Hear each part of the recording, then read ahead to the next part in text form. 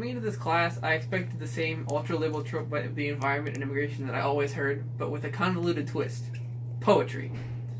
Through this class, my expectations changed into this being a discussion relating to poetry that partly went over my head, but the part that I understood would be a beautiful illustration of life outside my American bubble.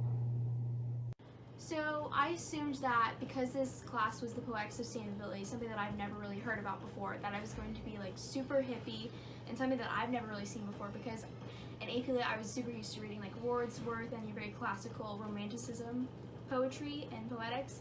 So for me, I expected this to be very different and intriguing, and my expectations have been changed by this because now I'm more aware ecologically and ecofeministically about my impact on the planet today.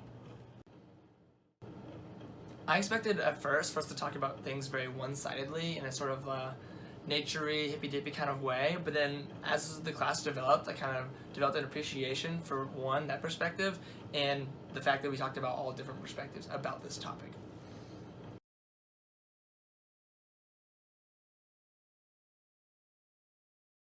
So in high school, I was like your go-getter essay writer. I love writing essays, and for me this was definitely a shift because I've never had to use like products like Illustrator or anything like Adobe. So having Gavin like help me and introduce me to these graphics was very different for me.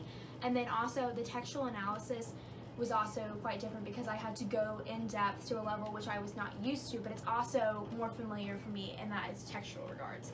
So it brings me back to the essay. So it grounds me in that. Oh gosh, there's like so many more things you can convey with graphics. There's a whole other aesthetic appeal that goes in there, like colors.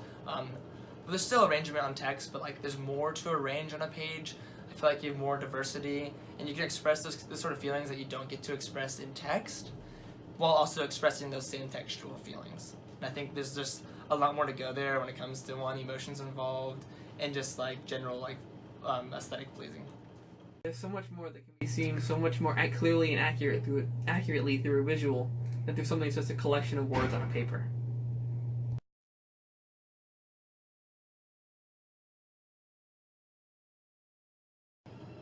In doing this artifact, we kind of discovered how Kith and Zarita both have different voices all come together to show their stories.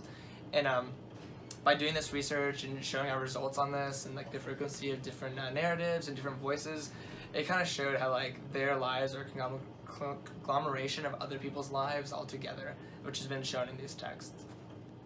This artifact is given a historical context to the poetry, which turns one person's story into a story of a nation, a story of all of humanity. So I'm very familiar with like literary techniques like anaphora and repetition in their usual sense of just small works of poetry, but seeing them in works of literature like Kith, which is over 200 pages, is very different. And I saw that when you read the entire book, there's so many instances of pronouns that connect the unity that it builds upon the pronouns to make them seem as if it were the entire country of India speaking for diasporic women rather than just the single voice of Victor.